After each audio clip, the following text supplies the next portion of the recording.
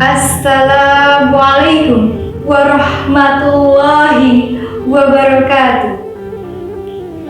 Innal hamdalillah nahmaduhu wa nasta'inuhu wa nastaghfiruh wa na'udzu billahi min syururi anfusina wa min sayyiati a'malina may yahdihillahu fala mudhillalah wa may yudhlilhu fala hadiyalah.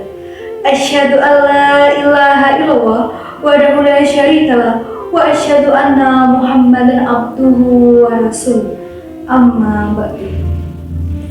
Pertama, marilah kita panjatkan puji syukur kehadirat Allah Subhanahu wa taala yang telah memberikan kita banyak sekali kenikmatan.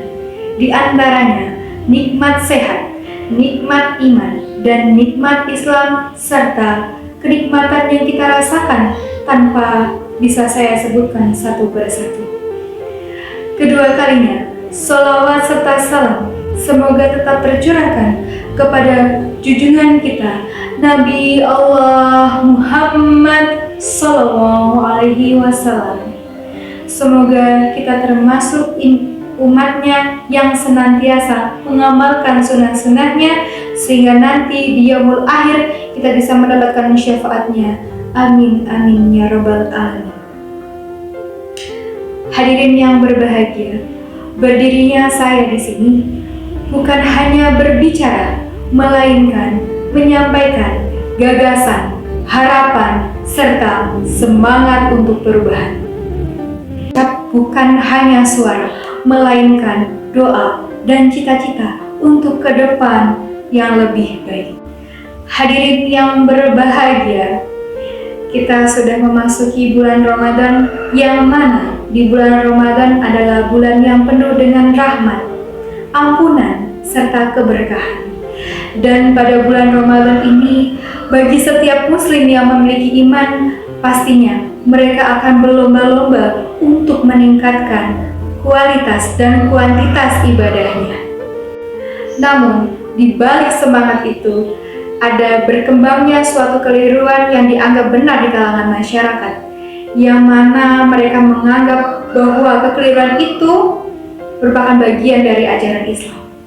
Padahal pada dasarnya, kalau kita telusuri kembali, ajaran atau kekeliruan yang dianggap benar itu tidak ada di dalam Al-Quran dan juga hadis Nabi Muhammad SAW. Dan pemahaman yang keliru diwariskan turun-temurun dan dianggap suatu hal yang dibenarkan.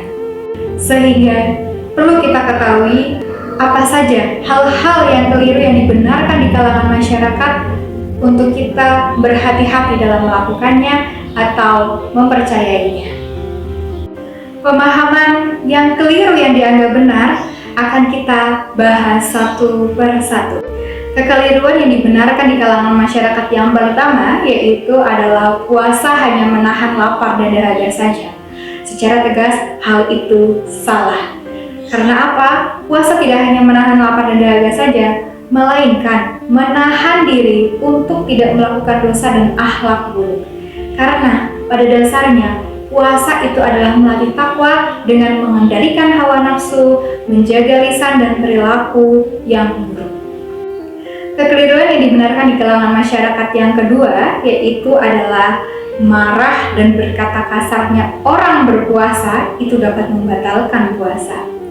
Hal tersebut tentu tidak benar, karena pada dasarnya marah atau berkata kasarnya seseorang ketika berpuasa itu sebenarnya tidak membatalkan puasa, melainkan mengurangi bahkan menghilangkan pahala puasa. Namun dalam hal ini, walaupun marah atau berkata kasarnya orang berpuasa itu tidak membatalkan puasa, tetap kita tidak boleh melakukannya. Selanjutnya, kekeliruan yang dibenarkan di kalangan masyarakat yang ketiga yaitu adalah tidurnya orang berpuasa itu bernilai ibadah. Hal tersebut jika dipahami secara mutlak itu tidaklah benar, karena kita menganggap kalau misalnya hal tersebut benar, berarti semakin lama kita tidur, semakin banyak pahala yang kita dapatkan. Walaupun kekeliruan yang dibenarkan itu adalah dasarnya, yaitu naumu shaimi, ibadah, Artinya, tidurnya orang berpuasa adalah ibadah, namun jika kita telusuri, banyak sekali ulama yang berpendapat bahwasannya hadis itu adalah dhaif atau lemah. Bahkan ada beberapa yang berpendapat bahwasannya hadis tersebut itu salah. Sehingga hadis tersebut tidak bisa kita jadikan patokan bahwasannya apa yang kita lakukan itu adalah benar. Sehingga dapat disimpulkan bahwasannya tidurnya orang berpuasa itu adalah hukumnya mubah, ya, bukan berarti ibadah.